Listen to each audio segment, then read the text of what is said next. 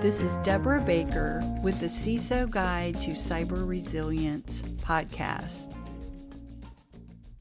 Everyone, this is Deborah Baker with Trusted CISO. And this week on CISO Guide to Cyber Resilience, I'm interviewing Beau Butaud, and he is an auditor for Render Compliance. He also is one of the co-founders of Render Compliance. And so this is going to be a really great discussion about SOC 2 and what you need to do in order to pass SOC 2 and how important it is to have your auditor be your partner for success. And let's get started. My name is Beau Butaud. I'm a co-founder at Render Compliance, which is a CPA firm, and we specialize in SOC exams. We do SOC 1 and SOC 2 attestations. Just focusing on those sorts of IT security audits. And I'm a Seattle, Washington native, growing up in the Pacific Northwest and stuck around there. Let's see, I'm married. We've got a 1.5-year-old and a 2-year-old dog. That's great. Okay, that's great. So, let's get into for SOC 2. Yeah. So why is SOC 2 so important for organizations? Yeah, so it's basically a way. That's a great question. So basically, if you're a business working with other businesses, usually it's a B2B thing, right? So if you're trying to win new customers, or you're trying to keep the trust with your current customers, then you need some way to prove that any data that they're going to give to you that's valuable to them, you're going to protect and take good care of, right? And so the ways you can kind of do that are go and audit them yourselves, like go ask them a bunch of questions, maybe even gather evidence to see what are the things they're doing to protect your data. You can get assurance over that themselves, or hire someone else to do that audit, right? And so that's basically what the SOC 2 is. It's a way for a company to get this audit done once by one company each year usually, and then they can take that and hand it out to each of their different customers and say, look, this independent expert, Render Compliance or whatever firm, went in and did this audit, and so that's why you should trust us. And then it ends up being a full report that kind of spells out the system that you're operating and all the controls that you're doing to protect the data that's in that system. Okay. So if you don't have a SOC 2, like you said, you would have to go and you would have to ask these questions or send the vendor questionnaire. That's like what you'll do with a third-party vendor risk assessment. Because if you can't, if you say, well, do you have SOC 2 or do you have ISO 27001? They're like, no.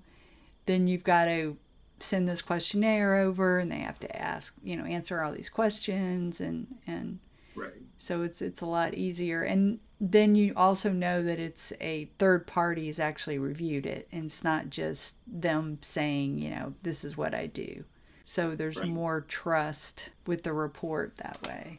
No, yeah, exactly. And if you've ever sent one of those questionnaires back and forth, you know that it's a lot of work, right? Even just if you're the one sending it, it's a lot of work to prepare what are the things you care about for this company, and then get satisfied that you're getting the right answers and get trust that, those things are actually happening. So you'll hear all sorts of different answers on, does it actually succeed in reducing the amount of questionnaires. It just depends company to company, right? Some companies are still going to make you go through questionnaire, and they also want your SOC 2. Right. Yeah. Other ones are going to say, oh, yeah, you got SOC 2, you got ISO 27001. Great, that's all we need. Like send us the report, and that should be enough. Right. Yeah. Yeah. But yeah, that's the general use case. Okay. So, yeah. So, what are some common challenges that organizations face during the SOC 2 audit? Yeah, I think the biggest one we see initially, especially when you're going through it the first time, you're trying to figure out, okay, we need this thing. Either it's been required of us or it's just something we decided to put on the roadmap and do. Finding out who are the people that you need to put in place to make it happen smoothly, right? And yeah, and I always recommend starting there, like start with the people, then move to the process. But yeah, you basically have to either have internally someone who's an expert who's researched this process or been through it before or something, because it's a pretty complex compliance and audit process, right? Mm-hmm. Or you have to go hire a consultant to do that. And yeah, either one, it's that build or buy question that we were talking about. Either one could be a good option depending on, do you have more time? Do you have more money? Do you have existing expertise? Right. But Right. yeah, finding the right expert for your situation is pretty important. Yeah, and I like what you said about you have to know like the different people in your organization. You really need a team because even if you have the one person, one expert, or one compliance person, they can't gather all the evidence themselves. So they need to get like the right people, human resources, somebody with DevOps, and they have to make the process like part of their job.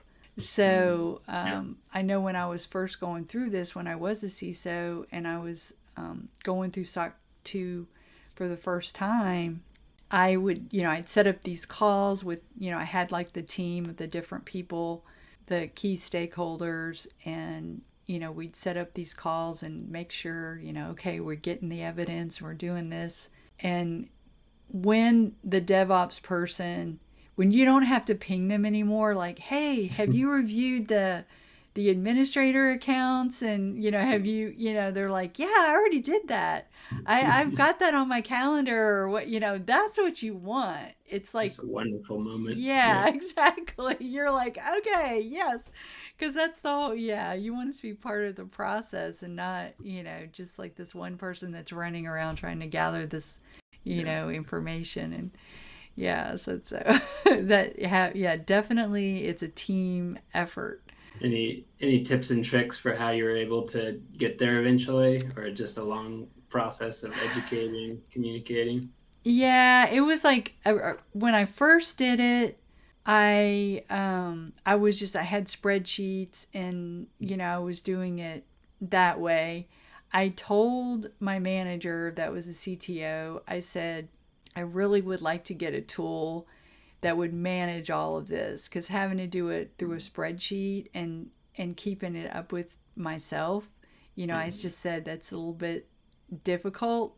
And so like 30 days before the audit, he got a tool. And so, but I mean, at that point, we were pretty much prepared, but still it helped because it still was going in, have you done this? Have you done that? It still helped. And then going forward, just being able to assign to the different people, like the HR person, like what they're responsible for, the DevOps person, and that they could log into the tool and upload the evidence. Like that was great, That's and then huge. and then the newer tools, that actually plug into your cloud, like Drata, Vanta, Secure Frame. Those are nice because then a lot of the controls, it's just automatically, it's querying that getting that data and then telling you, yeah, this is actually, it's green and it's ready to go. So you don't Right. necessarily have to have like screenshots or logs or whatever for everything. So Totally. Yeah. that kind of takes it to the next level. So, okay. Let's see here. So, what are some best practices for organizations preparing for their first SOC 2 audit? Yeah. So I mentioned it briefly, but I expand on that a little bit to say, go in order from start with people, figure out the right people, then figure out your process, and then move to the tool or the technology. Um, yeah, find a good expert, make sure they know what they're doing and they're well equipped to do it. Make sure, like you said, key stakeholders are all appraised of what it is that they're supposed to be doing, um, and then lay out all your processes to get there. So for SOC 2, that's just making sure you have clearly defined what's your system that's in scope, and then what are the controls that are operating. So yeah, it could be as simple as make sure you have a spreadsheet of all the SOC 2 controls. Like you'd be amazed how many companies don't have a list of their controls. They just wait for the auditor to remind them every year. Oh yeah, these are the controls that we're testing. But if you have that spreadsheet of these are our 57 controls and each one is assigned clearly to a control owner. You have the CTO, you have the HR manager, you have Mm-hmm. the DevOps guys. So yeah, farming those out, making sure it's clearly assigned, and you have so that's one level, I guess, and then from there, like making sure you translate that into work items that fit into your regular flow, right? So if you use Jira for your engineering work items, then make sure you translate that spreadsheet into if there's a control that requires a quarterly activity, translate that into a recurring Jira ticket, right? That gets assigned automatically to the right person and has clear instructions. Go do this thing. So yeah, just that really basic. Make sure everything is clearly laid out and Mm-hmm. accountability is clearly communicated. I'd say. Yeah, so yeah, I would say, talking to the auditor up front and understanding what controls are important to them. Because I have Mm-hmm. noticed, I mean, there are some general, like, everybody's going to expect like multi-factor authentication, for Mm-hmm. as an example. But different auditors have different controls that they're like, this is what I expect, Mm-hmm. for a baseline. Right. And one of the things I do like about SOC 2 is that it's customizable. So Mm-hmm. you can customize which controls, but there are going to be some that the auditor is going to be like, yeah, no, we're expecting this. We're not Yeah. going to. Yeah. So it's Totally. good to know what that list is Mm, up front, and totally. then you can be working towards it. Right. And so It's like definitely, yeah. it's like it's like when you switch pen testers, right? Like when you hire a new firm to do your pen tests and they like catch something that's completely new and you're like, well, you had the exact same approach, you had the exact same data that the last guys had, so why did Mm-hmm. they miss that? But yeah, it's just like a new pair of eyes will catch new things. So yeah, we try to do like as an audit firm, we try to do a gap assessment when we have a new client, just right up front at the beginning, just review the controls and make sure um, they're what we would expect to see, so there's no surprises down the line. But yeah, Mm-hmm. that's huge to, like you said, confirm those with your auditor. I think Yeah.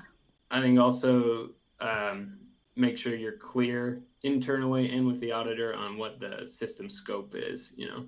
Like is it just this part of the AWS environment in production? Is that what we're auditing here, or is it going to include this other service that we do? That's a great thing to review up front to make sure you avoid surprises. Okay. Yeah, that's good. Oh, and also scoping the criteria. So security, availability, confidentiality, those are like the main ones. Of course, you've got, and it depends, I guess, it also depends on the product. Because if they're doing a lot of processing of data, then it'd be processing integrity, and then privacy, whether you want to include privacy. I've always been told, avoid privacy if at all possible, because it makes the audit much more difficult. At least that's what I've always been told. So. Right. Yeah, and it seems like the American market has largely been able to escape doing like privacy assessments for a long time, but we're starting to see more and more, like just as globalization increases and as different American states start coming up with their privacy frameworks, we're starting to see that become more and more of a thing. Like a lot of large enterprise companies will now have like a security assessment, and they'll also have a privacy assessment that's separate. So it's I think it's on its way, or it's starting to become. In general, I'd agree. If you don't have to do it, then right, yeah, especially if it's your first time through with SOC2. Totally. Yeah, you definitely, but that's something you could move towards.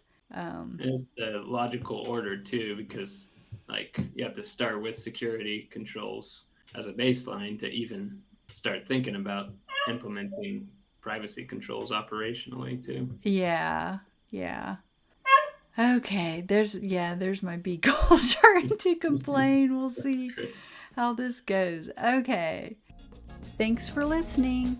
Don't forget to pick up a copy of my book, A CISO Guide to Cyber Resilience, available on Amazon. And remember to stay cyber resilient.